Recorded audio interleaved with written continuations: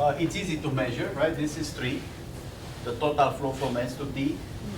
You can just check it here. It's 3, right? You can check it here. It's 3. 2 has to do with how many gallons I'm sending, and 3 has to do with how many gallons I can send max on that pipe. So this is 2 out of 3. Current flow is 3, and if I want to send more flow, that's what we did last time. How much more flow can I send? Everybody can see there is a path here. I'm going to put this as an augmenting path. So this is an augmenting path. I can send flow. In this case, how much flow can I send through this path? 1, right? So this is plus 1 flow. But there is a tricky business here, which is that's not the only way to send flow. If I increase that flow, the flow instead of 3 becomes 4. But then, if I'm trying to look for more ways to send flow, I won't find them, right? In a naive way. And we said that something is necessary in a residual network. There is new edges. New edges as in the ones that did not originally were pipes in the graphs. Those are reversing existing flow. Now those edges are not physical. In my real network of water pipes, it's not like I'm adding another pipe in there. I'm only saying there is such a possible pipe. If I reverse some of the flow I have, send it back. So in other words, I could say this 1-to-1, I'm sending already 1 unit of flow through this pipe. There's effectively a pipe that goes back. Now that's imaginary. The pipe does not exist physically speaking. But conceptually, I can send 1 gallon of flow this way by simply not sending it to start with. Right? So there is a little thing in the slides that says how to think about this. If I have UV and I'm sending, say, 2 out of 3 units of flow this way, and I want to send 1 out of 2 units of flow that way, that's equivalent. I think everybody can see this.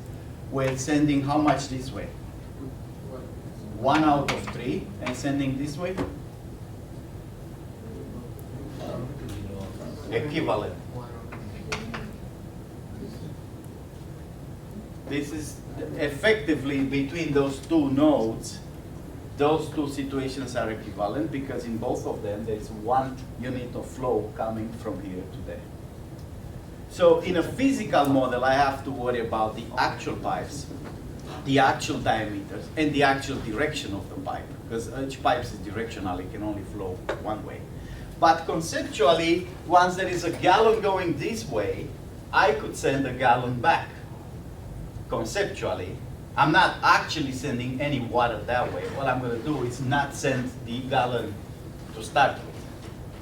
So in the end, if I end up conceptually, this is concept. This is physical model.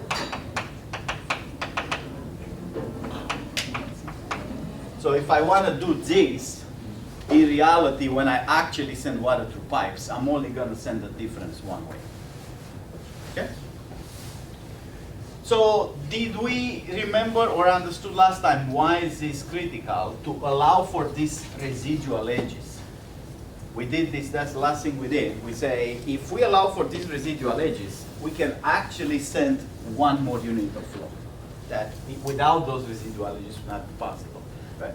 If I reroute this 1 gallon to say here, then I can send another gallon somehow in the network. Okay? So this is an absolute critical part of network flows. It's not as trivial as saying, find a path, send as much flow as you can. I think everybody can see that. When you send flow through a path, I'm going to be limited by the minimum bandwidth. I look at those edges. right? If I have one edge that's small, I can only send, that small edge will limit how much flow I can send through the path. That's easy to see. The hard part that you guys need to absolutely see in these problems is that there's some imaginary ways to send flow. Once some pre-flow, how it's called, it's already sent. Now I can reverse some of that flow and create new paths. So this may seem like a, okay, endless looping operation, right? If I can send some flow, reverse it, send it, reverse it, is it ever gonna end? And if it does, is it gonna get the maximum flow? Remember our task in here is to send the maximum we can from S to T. And that has to be physically valid. Whatever we do intermediary, in the end, we can only send through the actual pipes as much water as it fits in. What happened to you guys today? Everybody's here. Usually people like sleep late, then wake up. The video was bad, so people maybe thought, hey, those videos are bad now. Maybe we should film a bunch of bad videos. Everybody wakes up.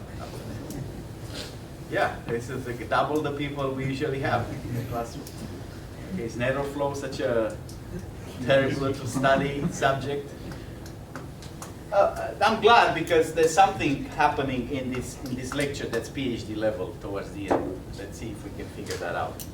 Okay, so the first critical point is it's not enough to just reduce capacity of the edges, which is the obvious thing. 2 out of 3 means I only have 1 left, right? That's not enough.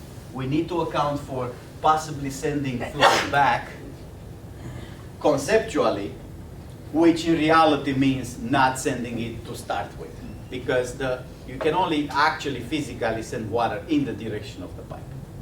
That's the first thing. The second thing I want to point out here before I connect my projector is maximum I can send is limited by a cut. So suppose I cut this thing somewhere, so I'm going to cut it here. I'm cutting the physical network, not the residual network. I'm saying how many edges are passing from the, I'm going to assume that the sink is on the left and the T is on the right. I'm going to say how many edges are passing from left to right in here? And what's the sum of all these capacities? 3, 2, 5. I say the maximum water you can send is limited by this 5. Because if anywhere you cut a graph, think about physically, like in a network, I'm saying the maximum way to send from here to there, it's 5 in a physical network. It means even if you saturate those pipes, if you send the maximum to this and the maximum to that, you can't send more than 5. And since, I mean, now flow can go in a cut, can go this way or that way. I may have edges that go the other way in a cut. Like if I cut it here, I have edges that go that way and edges that go that way. That's okay, the flow can go back and forth if that's allowed. But still, if I'm only looking for edges that go from here to here, any flow has to be within that range. So if I cut it here, what's my capacity?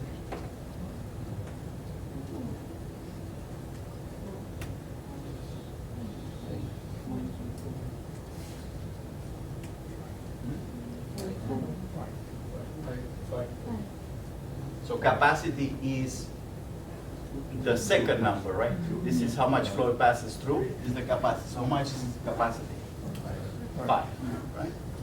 And it has to be at least 5. We said last time that we can find a way to send a flow of 5, right? If you go back to your notes, there is a way to send 5 units of flow. That means any cut in the graph must allow a total capacity from left to right of 5. If there will be a cut that's at most 4, it would be impossible to send a total flow of 5. Because even if some flow goes backwards, that doesn't help how much flow goes forward, right? So there is this Cut Theorem.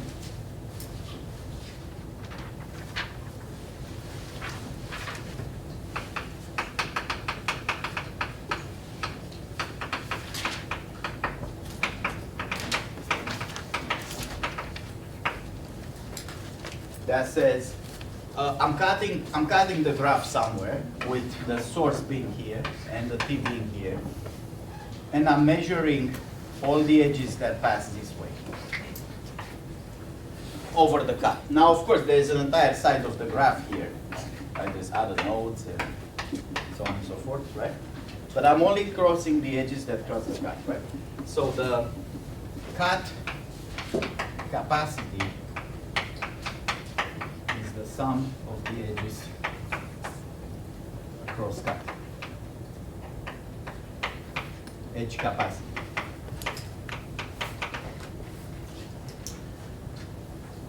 So any flow is smaller than the cut capacity. I think that's easy to see, that no matter what you cut, any flow, including the max flow, so any flow, and one of this is the max flow, it's smaller than that, right? Because if any flow is smaller than the capacity, the max flow is a valid flow, therefore it has to be smaller than that. But there is a particular cut, mean cut, is the minimum capacity cut. So out of all cuts that I can do, there is one that has the minimum sum of edges across the cut, right? Because there's so many cuts in the graph, one of them has to be the minimum. So this theorem says three things. A, if F is a max flow,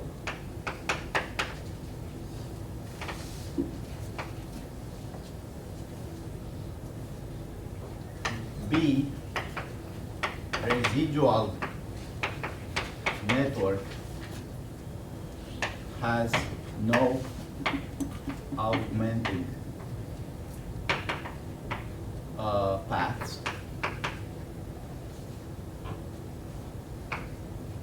meaning no more flow possible.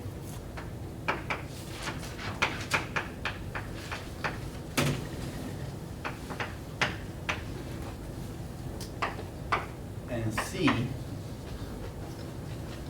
there is a cut, which is the minimum cut, that has the size of the flow is the size of the cut. So these three things are equivalent. The theorem says A is the same as B is the same as C. So those three properties characterize the maximum flow. The maximum flow. It says if you find a cut, how do you know you find the maximum flow? It saturates some cut. That has to be the minimum cut, and this has to be the maximum flow, because all flows are smaller than all cuts. That's what we said here. Whenever you cut the graph, and whatever flow you send, the flow has to be smaller than a cut. The moment when a flood becomes exactly the capacity, a cut has the same capacity as the existing flow, that flow has to be maximal, and the cut must be the minimum cut. Because any other cut is at least that big, and any other flow, it's at most that big. Does it make sense? Don't make people with me here. Okay. So we said what? Any way you cut the graph, and any flow you send, the flow has to be at most the cut. Because you can't send more flow than the cut allows from left to right. Therefore, if there is a maximum flow and the minimum cut, those two things must be the same capacity. The maximum flow is reached when I saturate some cut in the graph. Not all cuts, just only the minimum cut can be saturated, right? If the minimum cut has capacity 5, but other cuts have capacity 7, I can only saturate the 5. That's the maximum flow I can send. So we need to prove this theorem. That's how we're gonna know that everything we do here is valid. So this is easy to prove this theorem. And in order to do, you guys know this equivalent means if and only if. That means this implies this and backwards, right? But in a bunch of theorems like this with multiple equivalent statements, it's enough to prove a circular, right? So if we prove A implies B implies C implies A, means they're all equivalent, right? Because if I have a circular sequence of implications from everywhere, I can prove everywhere. Right? Do we remember this from logic? Right? I don't have to prove if and only if all pairs. I can just prove a circle of implications, and that means all those statements mean the same thing. Sorry, I keep you waiting. It's 5 minutes. Recapping network flows. Okay. So A imply B, it's easy. Why, if this is a maximum flow, the residual, by the way, the residual means including those funky edges that are imaginary edges I added that are compensating for the flow I'm sending, right? Why, if F is a flow, maximum flow, I can't have any more paths in the residual network? The obvious answer is the correct one. If I have a residual path, I could send more flow. And every time I send more flow, what happens to my flow? Netly. It always increases, right? So any residual paths,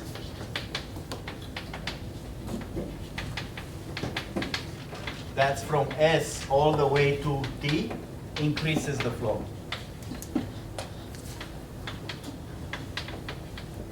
Even though it might use the imaginary edges, remember what we did last time, we had to use this edge to back a little bit of this flow.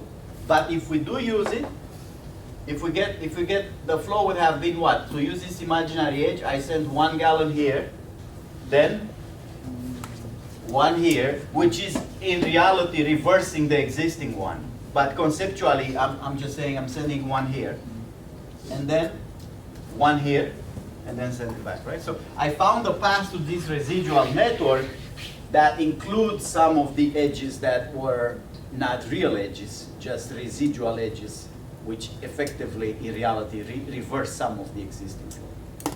Every time I find such a path, whether it's reversing existing flow or sending completely new flow, the delta is always positive, right? I'm only sending positive water. The source only pumps water and the sink only gets water. So every time I'm sending a path, even if that path is 0.0001 gallons, that's going to be a net increase in my total flow. Therefore, why can't have any augmenting path left? If there will be an augmenting path, I send whatever flow is possible through that path, and that's going to increase my flow, which means this is not a max, right? So A implies B. It's simply saying by contradiction. If there is an augmenting path in the residual network, then means I can send more flow. That means F is not max, which is a contradiction. Because I just said A says F has to be max. Now how do we do B implies C? If there is no path from S to T in the residual network, I want to find the mean cut. This requires creativity, but it's a simple proof, but it requires a creative idea, which, by the way, it's useful in a lot of graph traversals, not just network flows. You should make a mental note to remember this idea. What is this saying? B, no residual paths. So if I start any traversal algorithm from S, I'm not going to reach D. Because if I find a path, that means there is a path. But the B says there is no path. Okay? Does it make sense what I'm doing here? So the path, I'm saying, what's in the residual network? Again, let's recap what are those edges. In a residual network, what's the capacity of this edge after the flow it's in with 1/1. This edge this way, how much capacity it has now? 0. That edge does not exist anymore because I used the whole thing. But now there is another edge in here which has what capacity? 1. And how much flow it sent through it? 0. Okay. So the residual network consists of two kinds of edges. The original edges that have decreased capacity, depending how much we use. So this edge here, how much capacity it has? Originally, but after the flow being sent? 1. But there is a reverse edge that has what capacity now? 0 out of? How much flow can I reverse? 2. Because I'm sending 2 that way. There is no pipe the other way, but I could imaginarily create a pipe by reversing those 2 gallons of flow that I'm sending to begin with. I'm applying this mechanism here. Hands up who's with me. Okay? So residual network has 2 kinds of edges.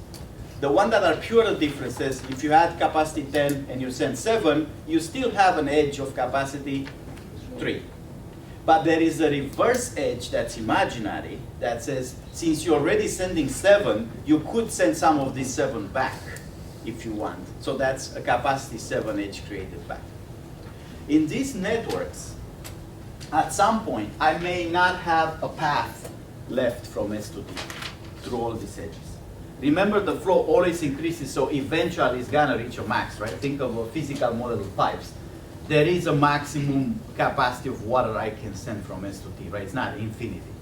So if I keep pushing more and more water, is using all those residual edges, the difference ones and the imaginary ones, eventually I'm stuck. There is no more water that can be sent, which means what? There is no path left from S to T. Because if there be a path, I can send water through it. Okay? So here's the idea. Since there is no path S to T in this residual network,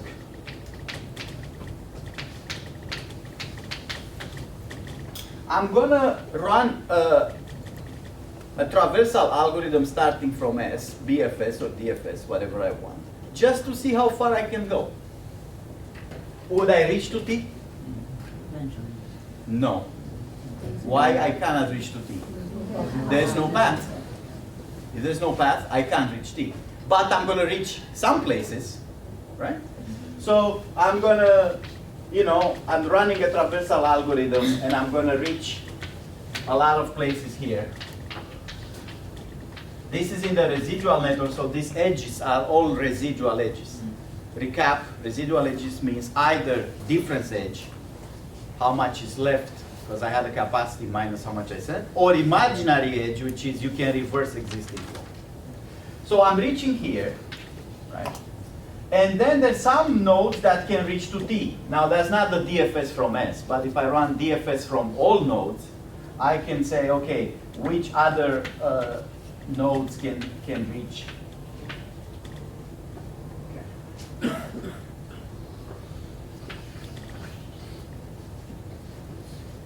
Right? So I can split the graph into 2 sides. One side is everywhere I can reach from S, every vertex reachable from S. And this is every vertex that can reach. Right? Now this is in residual network.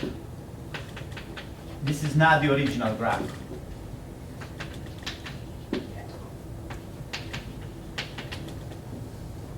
Okay? Can I, again, that's because I can't reach from S to T. There's gotta be, every path from S to T must be broken somewhere. Otherwise there'll be a path from S to T, so then I have a residual path, which by hypothesis B, there is no residual path. Right?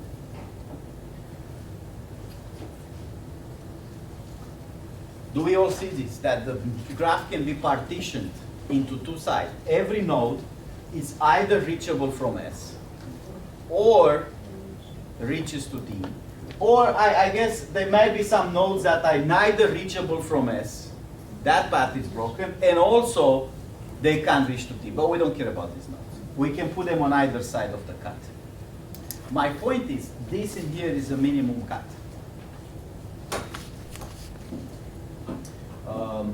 And the flow that I currently have saturates that cut.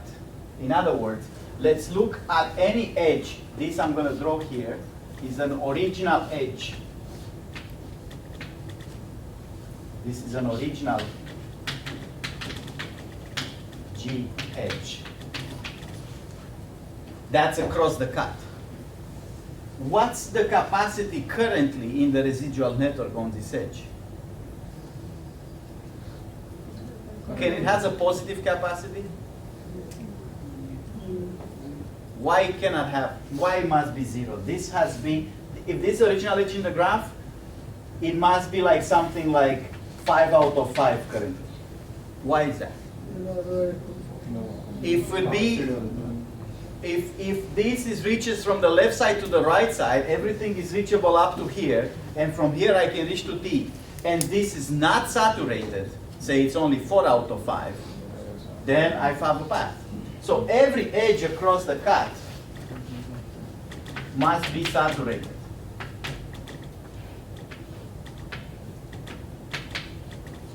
That's original. Original edge in the graph. If an edge is not saturated, so these are original edges. All right, go like this. If one of them is not saturated, then since this is reachable in the residual network all the way to here, and from here is reachable to here now because the edge is not saturated, this edge still exists, and this is reachable, then I'll find a path, which is not possible.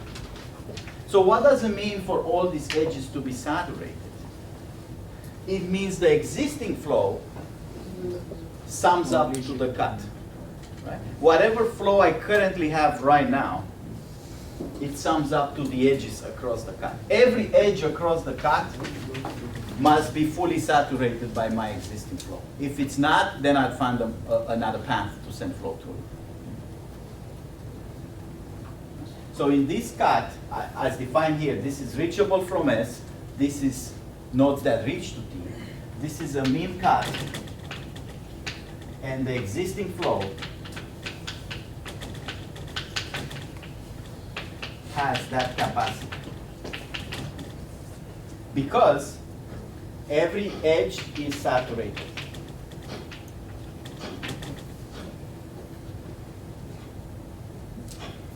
So that is a proof that B implies C, that if there is no path, the existing flow must be saturating the cut. Remember, when a flow saturates the cut, this must be the maximum flow, and that must be the minimum cut, because all cuts are bigger than all flows.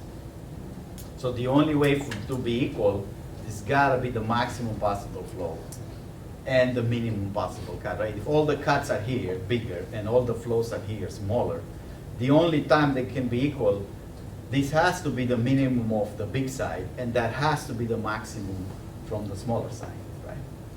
So I tell you, you know, all the people here get better grades than, let's say, smaller grades. All the people in this section get smaller grades than the people in the other section. Right? What's the only way for somebody 2 grades to be equal between this section and the other section? Only if the maximum grade here is equal with the minimum grade there. Because if all those grades are smaller than the other grades, that's not going to happen. It means only the maximum one from here can be equal with the minimum one from there. That's what happens here with these flows and cuts. All flows are smaller than cuts. That's easy to see. You can't send more flow than what the pipes allow you to do. So the only way to have a flow equal to the cut, it's got to be the maximum flow equal to the minimum cut. That's why it's called the max flow mean cut theorem. When those things are equal, then you know it, you can find the minimum cut and the maximum flow. Okay? And then you can take home on C implies A, which is exactly what I said. If those things are equal, F must be maximum, because it already saturates some cut in the graph. You can't possibly send more flow over that cut, so you can't send more flow at all. Now I'm going to connect my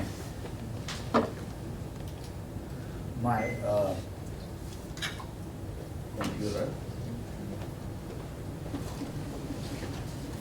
And sometimes we need to adjust the camera a little bit because it doesn't have the right white balance.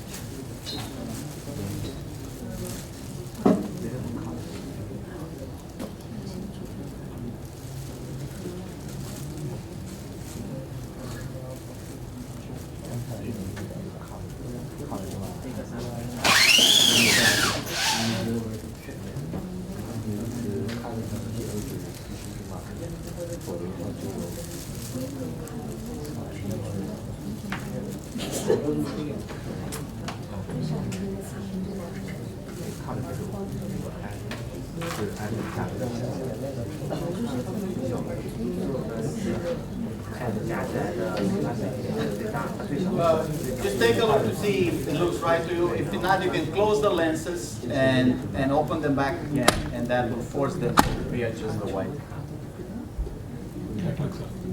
Thanks. Okay. So there's a bunch of stuff I skipped about network flows on the board because I want to follow the intuition and the mechanism, and there's a lot of mathematical properties. Things like everything that comes in a node and what goes away from the node, what's that, thanks, must equal, right?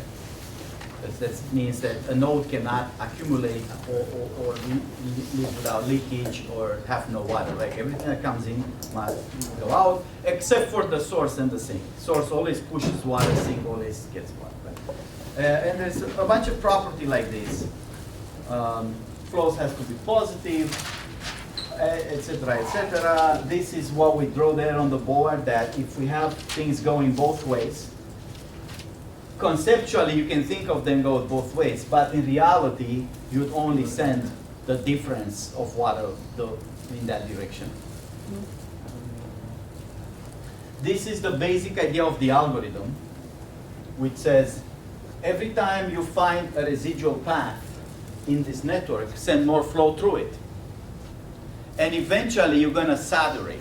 It's easy to see intuitively why you must stop at some point. You can't keep sending flow forever up to infinity. Now you could send flow forever by sending minimally decreasing units of flow, right? If I send 1 unit, then half a unit, then a quarter of a unit, then 1/8, and the 1/16, all those things sum up, you can sum up to infinity, and they all still have a finite sum value. That way you can send a lot of flow. But there is a maximum total flow that you can send, which is dictated by this theorem that says, look at the capacities that you can cut the graph.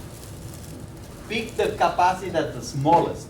That limits your maximum flow you can send, because no flow can be the capacity of a cut. So the algorithm, it's easy. Find a path. How do we find a path in a residual network? You can use a traversal algorithm, right, to find the path.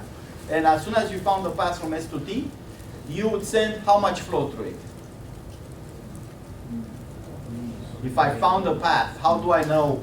I don't want to send a very small unit. I want to send as much as possible, which is what? So again, I found the path from S to T. What's the maximum I can send through it? What's the capacity of the path? The path has several edges, right? It's going to be the minimum edge. Right. So I have to find a way to keep track of this. I don't need just find the path, right? I need a BFS or DFS to find the path, but then once I found the path, I need to say, okay, what's the minimum edge on it? So I can maybe traverse the path and say, maybe post finding the path, say, go through all edges, find the minimum, that's how much flow I can send through the path, right? You can't send more than the minimum edge, and that's probably the best you can do in a greedy fashion. Send as much as you can, which is the minimum edge. Okay. This is that residual network that says it's not enough to just take the differences. 1 out of 2 will be a difference of 1. The black edge here is the obvious edge. I can still send 1 unit of flow this way. The not so obvious edge is I can now send, conceptually speaking, 1 gallon of flow the other way. This edge is not physical. There's no pipe that can send water from here to here.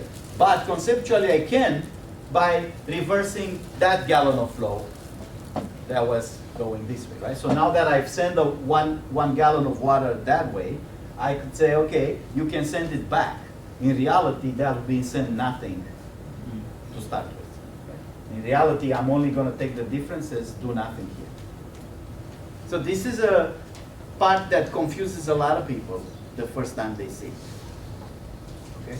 The fact that there is this magic, there are those magic edges that they're not in my graph, but conceptually I can use them because simply they send back the water that I've already sent earlier.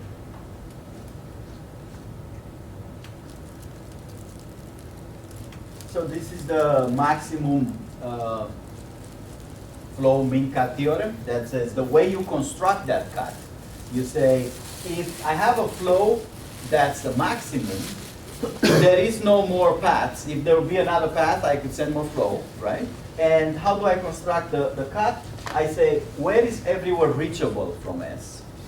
That's the left side. And where is everywhere that can still reach T? Meaning there is a non-zero path in here. Now, any edge across it's impossible would create a path, which I already know it doesn't exist. So now I found my cut. Those vertices that are reachable from S separated from the vertices that are reaching T. This cut must be saturated by the max flow. Now, if we look at the analysis of this algorithm,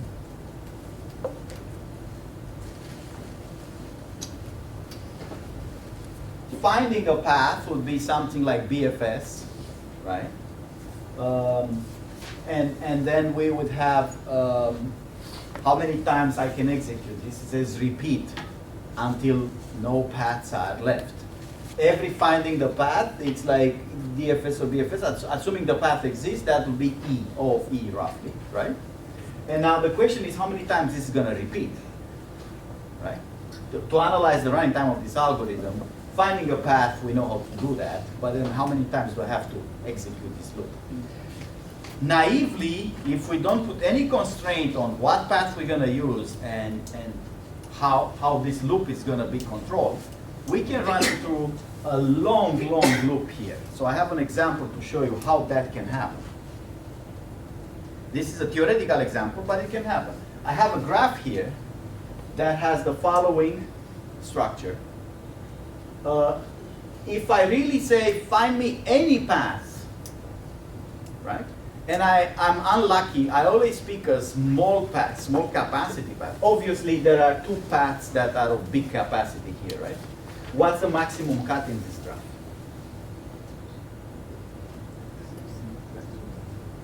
Minimum cut, sorry. What's the maximum flow I can send? 2,000, right? Because I cut the graph here or here, that's 2,000, and I can obviously send 2,000, 1,000 this way, 1,000 this way. Right? So I could solve this problem. How many times, if I'm lucky, I'd have to run that loop, find the path, send flow? 2, right? If I found those 2 paths, I'm done in 2 steps. But the algorithm doesn't guarantee that I'm going to find those paths. So I could be unlucky and find this path first. What's the capacity of this path? But what's the residual network? Well, this is remaining 999, right? But now it has the conceptual reverse edge of 1. This is remaining 999 because I sent a unit of flow, has the residual capacity of 1 backwards. And what happens to this edge that was this way, and I used it, That way now has capacity 0 because I've used it, but there is a edge that says you can reverse that 1 gallon of flow. Right? So in here, if I'm unlucky, what path is going to be found? This path. Is a valid path in the residual network? Definitely. What's the capacity of it? 1. What's going to happen with the residual network? Well, I'm going to have 999, 1, and now this edge in the middle that was used this way, it's back to in the real network. Up to now, what's happened to this edge? Not in a conceptual network, in the actual network. This one saying send 1 unit of 1 gallon this way. This one saying send 1 gallon that way. So the actual physical network is going to do what? It's not going to send anything, which means now the edge, residual edge, is the one from the beginning. How many people would be here? Okay? If we need to stop, we stop.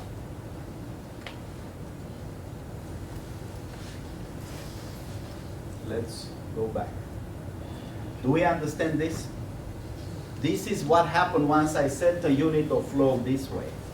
The edges that are now residual edges are either the existing edges minus that 1 unit of flow, because I can still send 999. I have this imaginary conceptual edge that says that gallon of flow here can now be reversed. If you want, you can send it back. Of course, that's only imaginary. In reality, in a physical pipe model, it only says don't send 1 at all, right? If I use that. And now in this network, there are several paths that one could find. This is a path of capacity, 999. This is a path of capacity. This is a path of capacity, 1.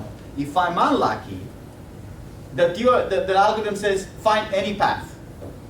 If I'm unlucky, I'm going to find this path of capacity 1. And that's now going to change the network. What edge is going to be changed? This is not 1,000 anymore. It's 999. But there is 1 going back. This is not 1,000 anymore. It's 999 because I'm sending 1 unit of flow. But there is a 1 arrow back if I want to use it. And what happens to this? I'm sending 1 unit of flow this way, which means effectively I'm not doing nothing because 1 this way and 1 this way, they cancel each other. So I still have the original edge that goes down. If I'm unlucky here, what's going to be the path I found? Now, is this counting as a path now, this 1 and 1? See, I have an edge here that says 1, and that's a 1. It's clearly a path. I can take a gallon of flow and reverse it. But I'm not looking for paths from T to S. I'm only looking for paths from S to T. So what are the paths? If I use this path, what's the capacity? 999. If I use this path, but there's another path, which is this, this, and this, capacity 1. If I'm unlucky, I'm going to find that one, right? And now what's going to happen? Some things get reversed. Why is this a 2 now? Because there's 2 gallons flowing this way, so I can reverse them if I want to. There is a possibility of reverse. That means there is an edge of capacity 2. So you can see how this, which is a simple problem, the number of paths, the difficulty here is that every path is very, very small in capacity. Although the maximum flow is 2,000, this mechanism, if I'm unlucky in finding those paths that are small, it's going to take how many steps to reach to 2,000? It's going to take 2,000 steps in that loop. Now, inside the loop, it's a traversal, it's a OOV, find the path. But the number of times I need to do that, if I'm unlucky, it's very big. So, in fact, you can prove it's arbitrarily big if you don't control which path is being used. When you have an option, like all these problems are coming from the fact that I'm not using the best path, I'm using some path. So a way to do this, that you can, as an exercise, figure out why it's better, is to say, wait a minute, I'm not just going to use any path that I can find in the residual network. I'm going to use the shortest path not by capacity, by how many edges are there. So I'm going to ignore, when I run the traversal to find the path, I'm going to ignore the capacity of the edges and say, find the path that has the minimum number of edges. What kind of traversal would give me that? BFS, right? Because BFS is going to start from S. It's going to advance wave 1, wave 2, wave 3. And the first wave that includes T is going to be the minimum number of edges to reach to T. If I follow that path, which doesn't cost me anything to, because I can choose the way I traverse, I find the path, right? As long as it's still O of E, I can pick any mechanism to find the path. If I use BFS and I say, just give me the shortest path, not by capacity. Of course, I want a big path by capacity, but I want the path that has the smallest number of edges. That problem that I just showed you will not happen. This is a little bit complicated proof. So I can't run into that difficulty of always finding, to always find these kind of small paths. You see what happens here? None of these paths is the shortest by the number of edges. The shortest will be what? 2, and then again 2, and I'm done. But why exactly this is, we're not going to do the exercise. If I run BFS, I can't run into this kind of issue of always finding an incremental, very small path while a big path is available by capacity. So if I do this, of course, I'll find the paths in 2 steps, right? And then I get a running time, V E squared. I already said that there's E O V to find the path, right? BFS running time is what? V plus E. But we assume here E is smaller than V. If the graph is disconnected, then it's not an interesting problem, right? So let's say O of V. And then what I need to prove in this version, the one that uses BFS, is that the loop executes at most. If every time I have O of V to find the path, and I want to get O of VE squared, how many times can I run that loop? V times E, right? Yeah. So I need to prove that the number of times I found a new path is not more than V times E.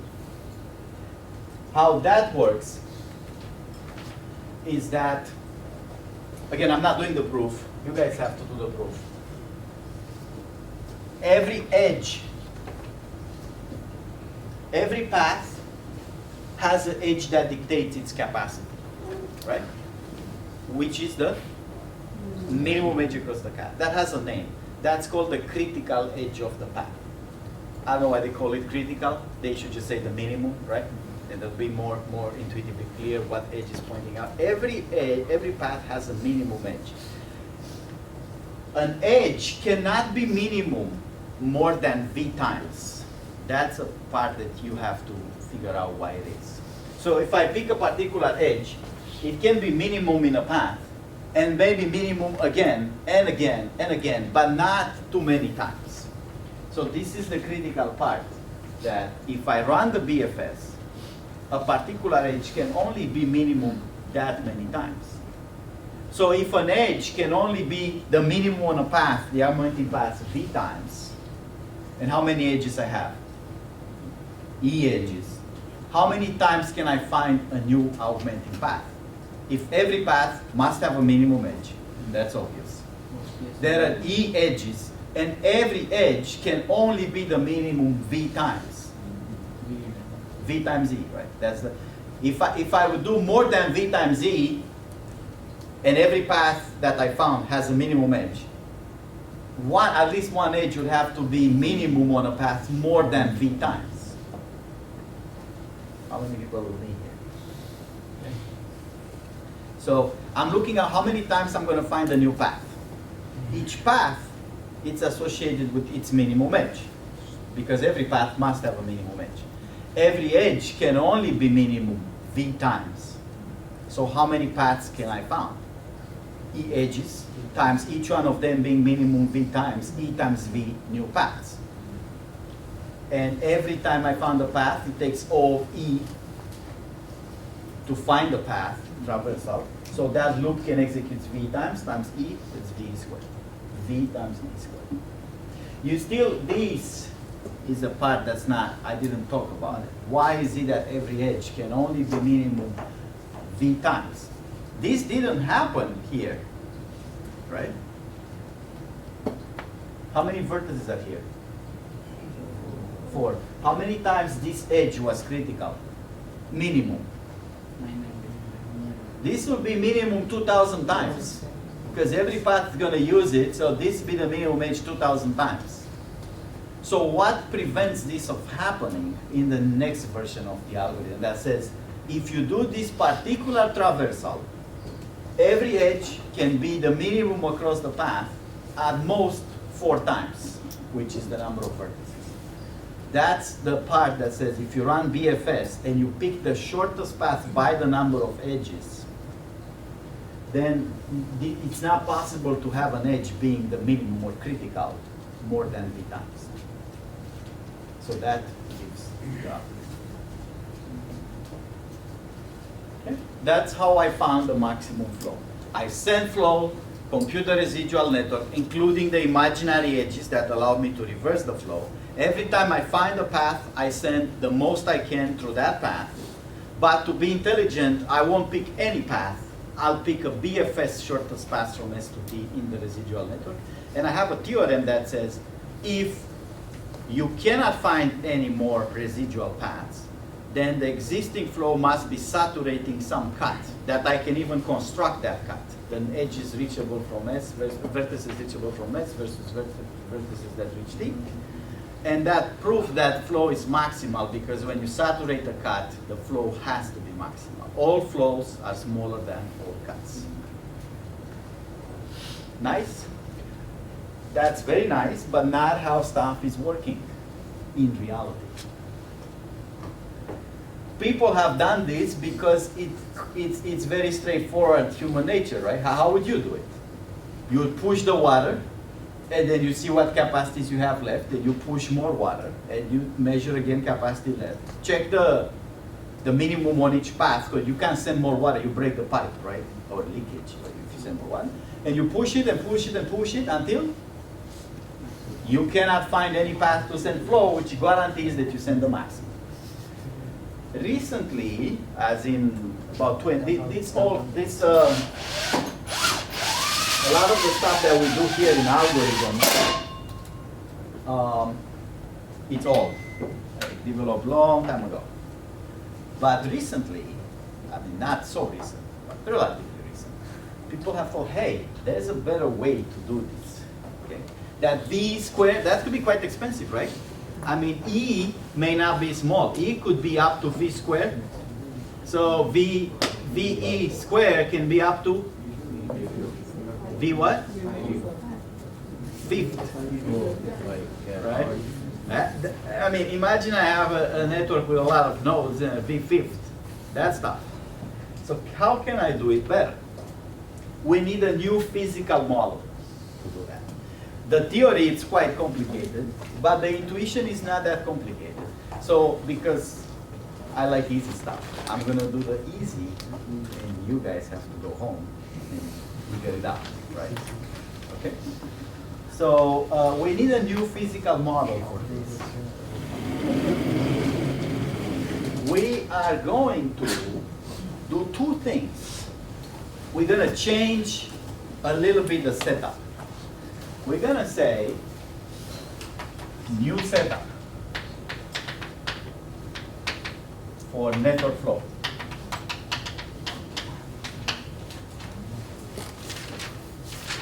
The incoming flow to a vertex U can be bigger than the outgoing flow.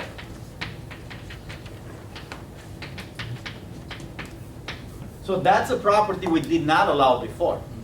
We said everything that goes in any node except S and T has to come out right away. It's no lazy do it later. If you push water, water has to go somewhere. If you're the guy with a pump and you push water, You either break a pipe, or you have leakage, or the water goes somewhere. The water does not compress, so to speak, so it's just there. If you push it, it's going to do something. Good. Now we say, wait a minute, we're going to allow things to come more water in any node. So the water coming in, it's more than the water going out. This sum in here, sum of the flow, this is the incoming, this is the outgoing. So this is the incoming flow. How do I do this? F of VU, let me write it nice. F of VU with VU being an edge. Right? From all this, and this is sum of UV being an edge. How much flow leaves?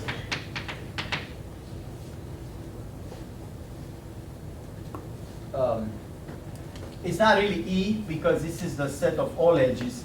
This is, let's say, for conceptual purposes, it's fine. So this is how much flow comes in you, this is how much flow goes out of you. And different than before, we're going to say you can have more in than going out. To allow this, we have a reservoir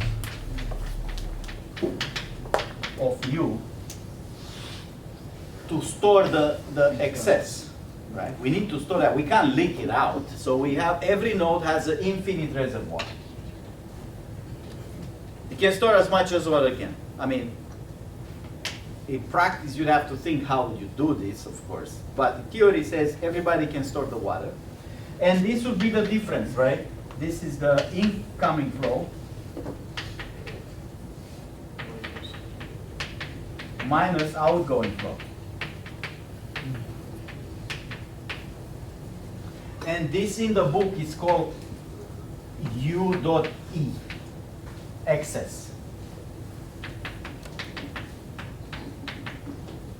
So when you read from the book, this is this U dot E value that says how much more water I've got in extra to what I send out. So that's one part. This is the changes. We have to create these reservoirs, and everything that's coming in has to go out. Eventually, but intermediary, it's going to be stored in some reservoirs. Number two, each node unit has a height of U that it's up to us to control.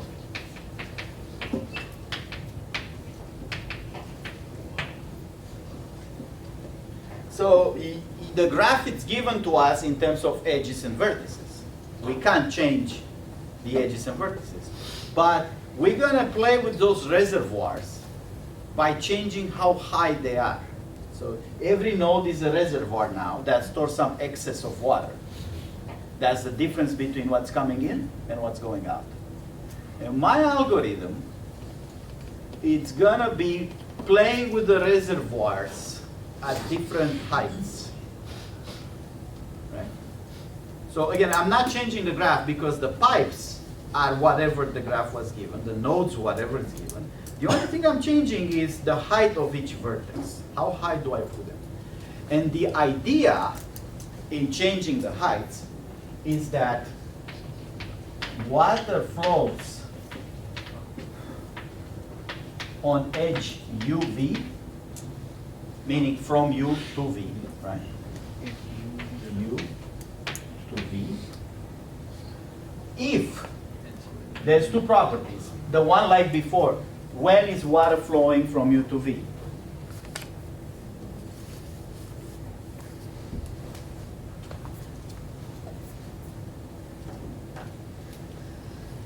Before, what condition did I have to say, okay, this edge, I can still send water through it? The remaining capacity on the edge, so the residual capacity, res net capacity of edge UV has to be positive, right? That's the same like before. The remaining capacity on that edge. I can still have the reverse edges like before. I can have An edge is a residual network if it has some difference in capacity, like 1 out of 2, or if it's an imaginary edge that goes backwards. So that's the same as before. Right? I can send water if it has capacity. But I also add the condition on heights. Water flows when the height of u is exactly h of v plus 1. In other words, if this guy is at height 17, this guy has to be at height 18.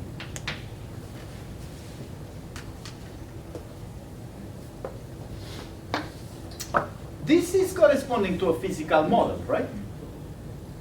When water starts flowing. When you reach, if it's the same level, it doesn't necessarily flow. If it's a little bit higher, it immediately flows, right? I don't have to put it a lot higher. If I raise this, I have 2 bottles connected through a pipe. If I raise this height 1 plus, I'm imagining the heights are discrete values, 1, 2, 3, 4, so you cannot increase to 2.5. The heights are integers, natural numbers. So when you say increase or decrease, you increase by 1. Where do I need to put this bottle to start flowing into this bottle? 1 higher, right? The moment I put it 1 higher, the water is going to flow as much as it can. It's limited by capacity and weights and whatever. But I don't need to put it higher than 1 to flow.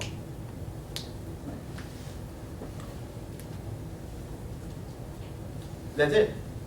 Now we have to figure out how to play with those heights, right? So what's my model? I have these units. I have reservoirs. Reservoir can store any excess I want. But then to have it flowing down, I need to put, if I want to flow from here to here, I need to put this up by 1 to flow the water in the other one. But now, of course, this one has to flow its water down too. Right? And I may reach back to someone that I already flow the water to.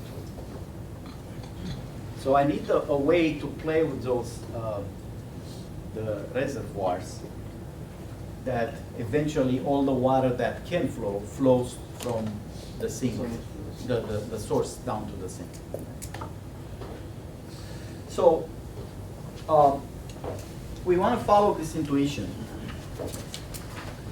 I'm going to start in the middle of it. Actually, I'm going to start at the end.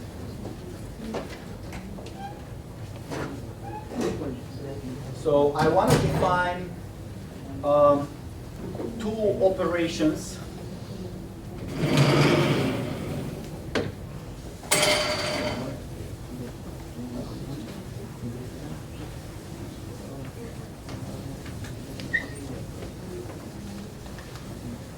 Two basic operations .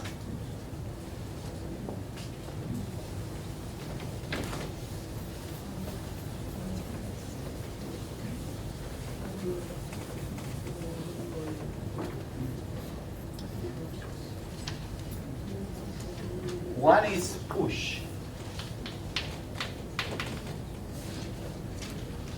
Push flow from U to V. So in order to do this, I need several things to happen. To flow from U, I need to flow to V. What are the properties that I need? I need several things. I need the capacity, the residual capacity of edge UV to be positive. I need to have a pipe that can send the water from U to V. I need the height of U to be height of V plus 1. The flow happens only and U is 1 step above V. And what else do I need? I need to have water to push from U, right? How do I know if there is water in you in the reservoir to send it? U dot E, that is the reservoir of U, has to be greater than 0. So how much water am I going to send if I have those three conditions? I have U at the next level. Okay, this is +1 height, right? I have some residual capacity in here, right? W positive. And I have some water stored here, right, to be able to send it. That's the three conditions. You really have to think of a physical model here. Really, you have some bottles or boxes of water that you flow. They have pipes or tubes between them, and you flow water from one to the other. The three properties that's needed for water to flow from U to V: U has to be at 1+ height. The pipe has to allow, you have to have a pipe that allows water, and you have to have water in U to send. And if that's the case, how much water am I going to send? It's a minimum between two things. Height delta. Between what? Height delta. No, the height is fine.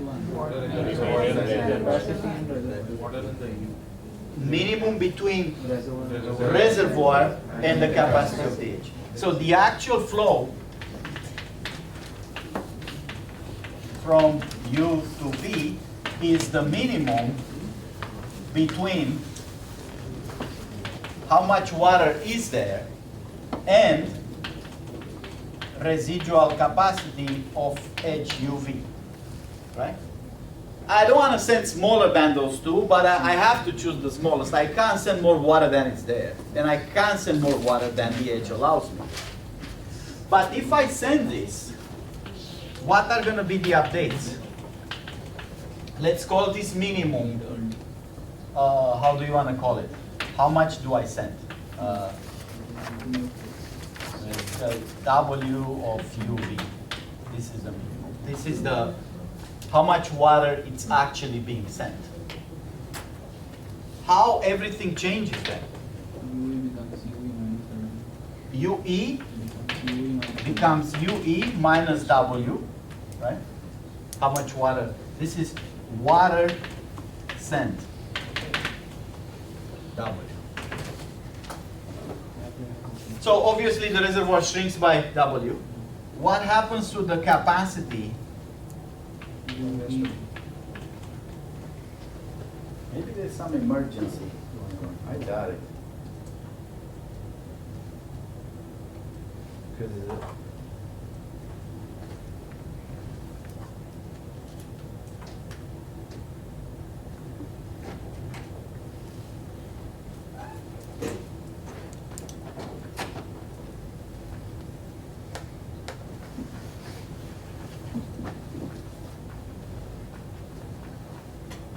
no emergency. People worry about the dinner tomorrow night. Okay. But they're supposed to know I'm in class, right? Okay. I can't worry about dinner now because I have to deal with push relabel algorithms. If I start thinking about dinner, I lose track of how water moves here. Okay. What happens to the residual capacity of edge UV? No. It's minus W, right? Because I send. See? Thinking about dinner. Is there a new edge going? The residual capacity backwards from V to U, maybe it was 0, I don't know. But this is going to be now. You can, but this is a question mark. In principle, it is, but not always. You have to think how this actually works. There's this imaginary edge that once you send flow this way, there's something going the other way. But is that true all the time? So that's what I'm putting these question marks here for you to think about. What else is changing? No, height of height doesn't change. Reservoir of V. Reservoir of V. So that's that. U V. V. Sorry, V dot. V dot E. Is V dot E? Yes. Because now this guy has more water to store. Because I'm not saying what's going to happen to the water from here. I'm only saying take it from this reservoir U, put it in V. That's the push. That's one operation. The other one is relabeled. Unfortunate name. You really want to say increase height.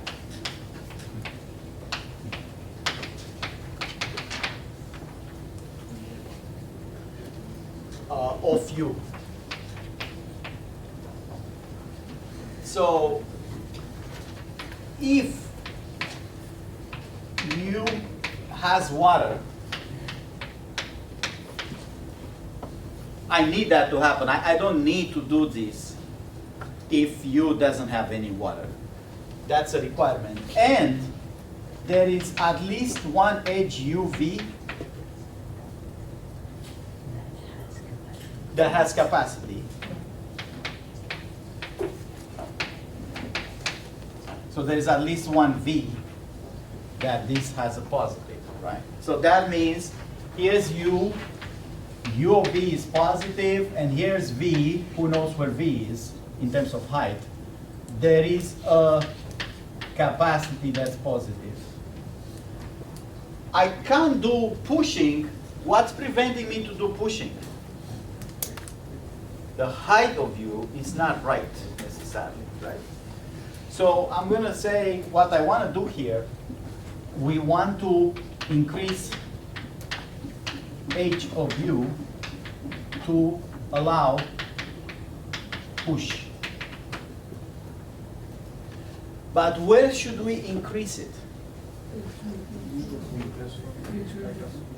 Yeah, but what if there's multiple V's? If there's only one V, I need to make it H of V plus 1, right? Because that's what the property I need here. I need to put U a little bit higher than V. But what if there's multiple V's? Let's say there's V1, V2, up to Vk, and all those have positive capacities.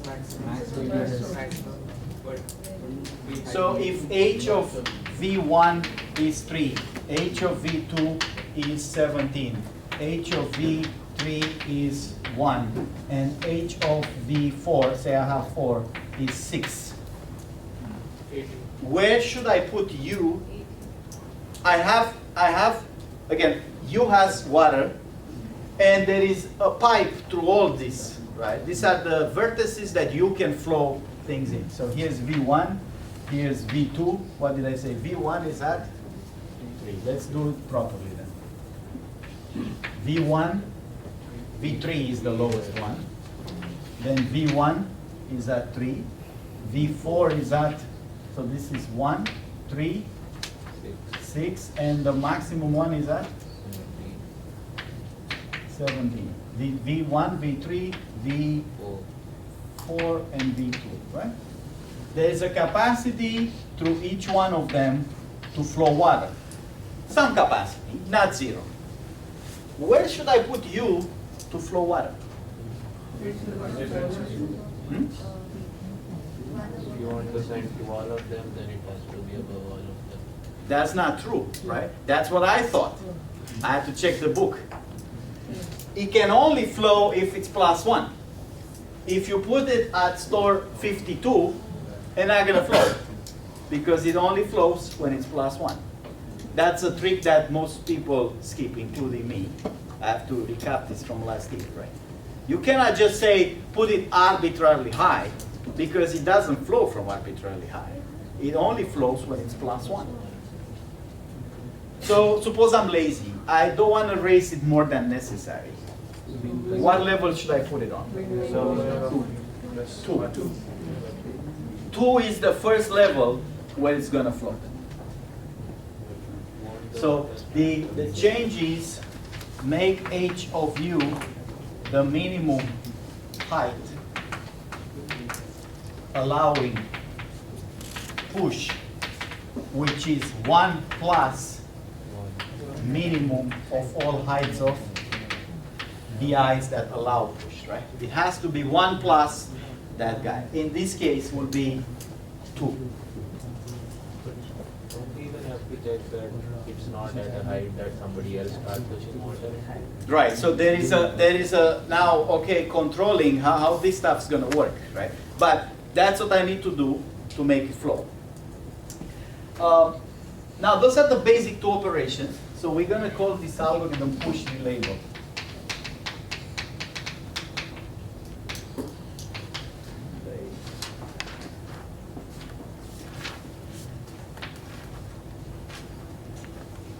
Push relabel algorithm.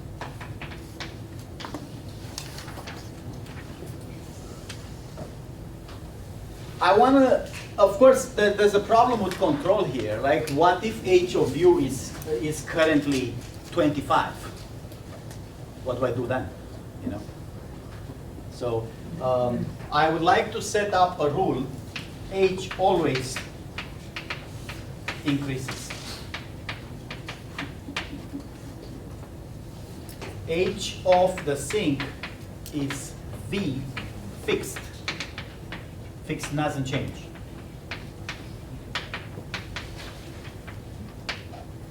H of T is 0 fixed. So the sink is always at the bottom, sea level. The source is always of size V. Those 2 things don't change. But everybody else can change. Can reach higher than V, which is the H of the source. Some nodes will reach higher than the source. Which nodes will reach higher than the source? What's the point of a node to get higher than the source? To start flowing water back into the source. When that happens? When it consents its water to the T, it has to return it back to the source, because eventually we want everything to be a valid flow. What comes in has to go out. So if I flood a node with more water than it can send all the way to T, eventually that node has to return the water to source. But how can it return it to source? Only at size. At what point the water flows into the source? What's the size needed for a node U to send flow to source? V plus 1, because the source always have height V. To send water back to the source, you gotta be at level V plus 1. So I want to put up another procedure that is effectively how I'm gonna do the algorithm. Maybe don't change this yet. The procedure I'm looking for in your book is called discharge.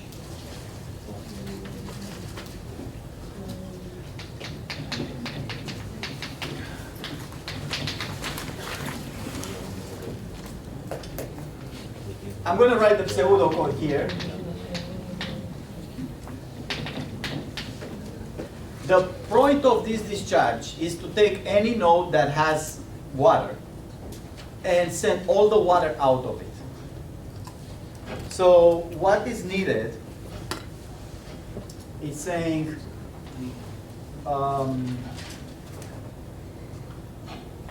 V is the, say, vertex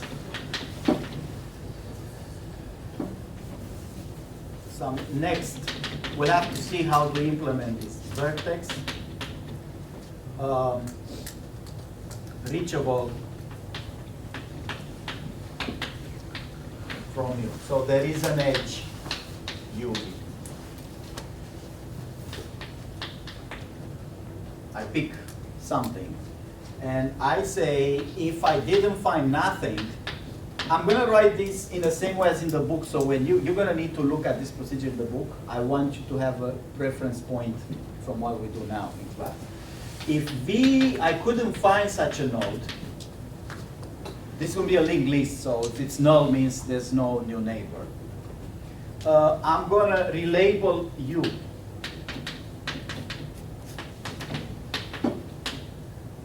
So how high U is gonna go? It's gonna go to the first node that allows him to send some flow, right? And then the next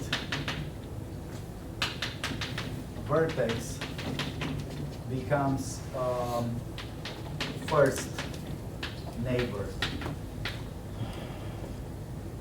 Let's say the head, make it the least. Neighbor, head. We'll see what that is in a second.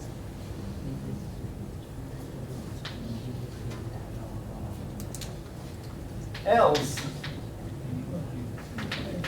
if residual capacity of UV is positive, and the other condition is H of U has to be H of V plus 1, I'm going to do what? If I found a V that's reachable, that has residual capacity, and it's at 1 minus U height, I flow in the water, right?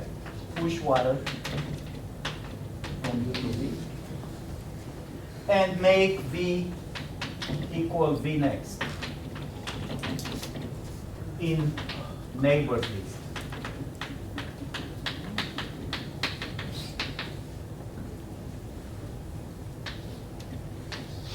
That's it. So the neighbor list is not a big deal. Neighbors, so this is a list, neighbor list for U is just a linked list of reachable vertices in the original graph. So it's V1 linked to V2, linked to V3, linked to VK, reachable vertices. It's like the adjacents list of U. And this is fixed. This list is just a fixed order of adjacent vertices that you can directly reach out in the original graph. So this is, you can just say the adjacent list, right, from the representation of the graph. What I want to do here, I'm hoping not to be back to push relabel on Friday. So what I want to do here is to figure out what this discharging procedure actually does. Because this is applying for a node U, right? So what do you think it happens with the discharge in this case? It's going to first put U at height what? 2, and then that's going to be what kind of operation? Putting U at height 2, the 1 plus this 1. That's a relabel operation. And then what's going to happen? It's going to find this V3 that says that's the one that it's at right height, and I have a pipe through it. So it's going to push something, right? Now those pushes could be two kinds. In a push, I'm sending either capacity of the weight, right? So if I'm sending the W, could be the residual capacity of UV, or I'm sending the reservoir, UE. This is called saturating.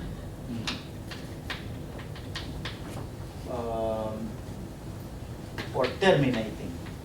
This is non-saturating. So what happens if my push, so again, I'm going here and I'm finding the pipe to V3, I'm sending the water to V3. If I finish the reservoir of U, if I have more capacity than the reservoir, what's going to happen to this discharge thing? It's going to exit because the reservoir of U, it's empty now. If I still have something in my reservoir, though, after I finish that edge, right? So if I finish this edge, I'm at size 2. Discharge is going to continue if there's still water in the reservoir of U. But how is it going to continue? It's going to increase to 4, which is 3 plus 1. And at size 4, it's going to do what? Push water into V1. Again, either saturating the pipe or finishing the reservoir. If it finishes the reservoir of U, then discharge exits. Because there's a main condition here. If the reservoir is empty, finish. If it doesn't finish the reservoir of U, it saturates this pipe. This pipe is finished. And then it's going to increase to size 6 plus 1, 7. And it's going to say, okay, the same. Either saturate the pipe to V4 or send everything you have if you don't saturate the pipe. Again, if the reservoir finishes, done. If the reservoir doesn't finish, then keep going until everything is discharged. How do I know everything is going to get discharged eventually? This is going to increase the size of U until it can send all the water out. Why this is going to terminate? It's going to send something to V3, then to V1, then to V4. Is it possible that when I reach 18 is the top here, right? 17 plus 1, 18.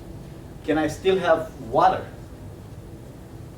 Like I finish all the edges, right? There's no edge remaining, and I still have water in my reservoir. Is that possible? No. Why not? Incoming must be like outgoing must be No, it's the other way. Incoming is greater. So this U of E, that difference is positive. Why is it guaranteed to finish? As in, when I finish being higher than everybody, I'm guaranteed to be able to send all the reservoir out. In the worst case, where do I send my water? To the source. Why can I always send it to the source? Why the edges to the source? There's some residual edges to the source, right? Were created when I sent water from the source. I had a reverse edge. Reverse edges will be enough to send all my water back to the source if I have to, right? So by the time I increase over all nodes, I must have the edges, the residual edges allowing me, because all this water came in, I have the reverse edges to send it all out. Everything that came in can be reversed, right? If I got 100 liters of water, gallons, there are the residual edges to send this 100 gallons back. Now, I don't want to send it back to the source. So I want in here to send it first towards T if I can, and only if I cannot, back to the source. Is that going to happen? Am I going to send water first towards T? I don't want to reach a level when I'm sending my water back to the source before sending it towards the sink, right? Then what do I do? So is that going to happen here? If I say increase, push, increase again, or relabel, push, I want to only be reaching a high V plus 1 that starts sending water back to the source if a path to T is not possible, right? I don't want to send water back to the source before I send the water to the sink, right? So now I have this procedure here that does what I want, but it has to be, the timing of who discharges first has to be controlled properly, right? Everybody understands discharge? I'm taking a node U that has water, and I'm saying, move a little bit up just to send some water you have. Either send everything or saturate that edge. If you still have water in the reservoir, move a little higher just to send more water. Again, saturate the edge or finish the reservoir. Finish the reservoir, you're done, buddy. Next one. If you don't finish the reservoir, keep going up and up and up and up until eventually you must finish the reservoir by pushing all the water. But it only goes little by little. I'm never going to go to size 18 if I could send something out at size 4. I'm only going up first to saturate the small edges, right? I don't go jump high if I could be at size, say, 7 and saturate and send water out. I'm only sending from the minimum height I can send, and only go to a higher height if at that height I'm right now, there's no way to send water anymore. So in that case, are we taking the adjacency nodes in the height order? Right, so we have to control how that's gonna happen, right? We have to manage these heights. This manages the heights internally, but how do we initialize the heights? So we need an initialization procedure. See if I can get this board out here. No.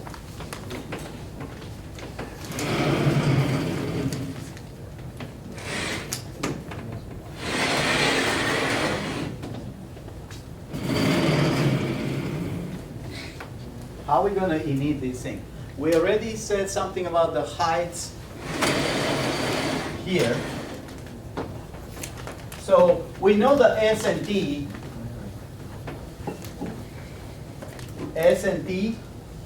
are fixed.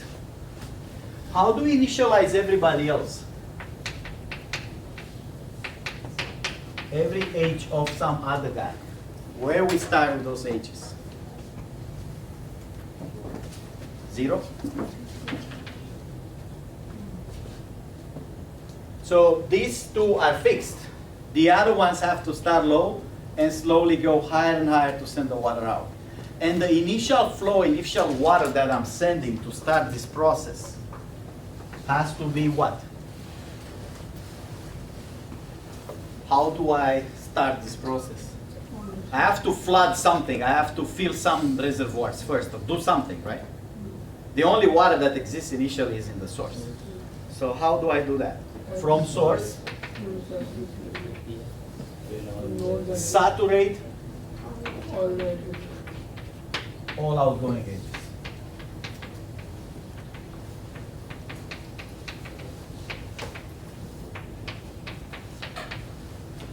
So from any node U,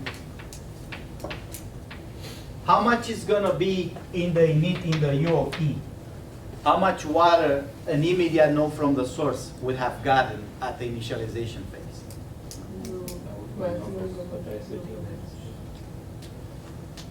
The max, the edge from S to U, right? So that would be the capacity of S U H. So from source, I'm saturating all the edges from the source. In this drawing here, remember how it was? I'm essentially saturating this cut.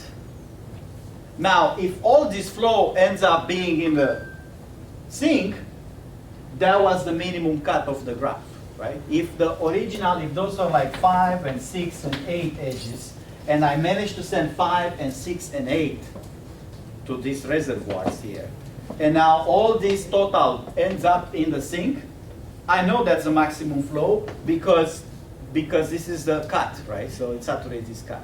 Now, if some other cut here has a total, say how much is here? 5 plus 6 plus 8 is? 19. Suppose this total is 16. What do I want to happen? I want to send this 16 to the T, and the remaining 3 will have to return back to the source somehow. So some nodes will have to eventually be higher than V, or size of the source, to send those 3 gallons back to the source. Now, there is a controlling procedure that says pick a vertex and discharge it. Right? So I have to start with those vertices here because they have water. The other vertices don't have water, right? So there's no point calling discharge on some vertex that has no water in the reservoir. That discharge is going to just finish immediately. But these vertices have now 5 and 6 and 8 in their reservoir, so those can be discharged. If I start in here, what's the current height of this guy right now? 0, because I initialized with 0, right? It has a capacity H2 to some node. What's the height of this? 0. What's the height of this? 0. If I call this charge here, it's going to enter this charge. What's the first thing that's going to happen with this node to be able to push? So initially, everybody has size 0, right? 0, 0, 0. At what height do I need to put this node to start discharging? 1. Initially, if I put a size 1, it discharges all, it saturates these edges. And either it finishes its reservoir, which is not the case here, or it fills the reservoir of these guys and it's done. So we need to control in what order to apply the discharge. Discharge, we don't need push and relabel separately. We're just going to call discharge. But after every discharge, we have to figure out what the next node is. If I call discharge here, right, I push water into this next node. Well, where do I call discharge next? That's the thing, right? I don't need to do push and relabel outside the discharge procedure, because discharge says every time you have water, just manages to push it out. In this case, for example, if there's no other edges, how do I discharge the 6? At height 1, I'm going to push 2, 1, 1. What's going to be left in my reservoir? 2. How high do I need to go to push this 2? What's the other residual edge here? The only residual edge is back to the source. So this one, to be discharged, has to reach size V+1 to send the excess water back to the source. Is it possible that this node gets water later again? It is. Maybe this node here has a loop back to it, right? Even though this got discharged all the way to V+1, and V+1 sends all the water back to the source. It's possible that this water that they pushed here, this is a size 2, and this guy only has a 2 again, right? And this 1 to T has 1. What's going to happen? 2 gallons of water flow here, then later on flow here. 1 eventually goes to the sink, but this other one will go back here that has nowhere to go, so this one has to be returned to the source. Which means this V at size V+1 is still, this one is at V+1 because it already sent the water to the source before. So that's going to send this water. But at what height do I need to put this node to send this one here? V+2. Right?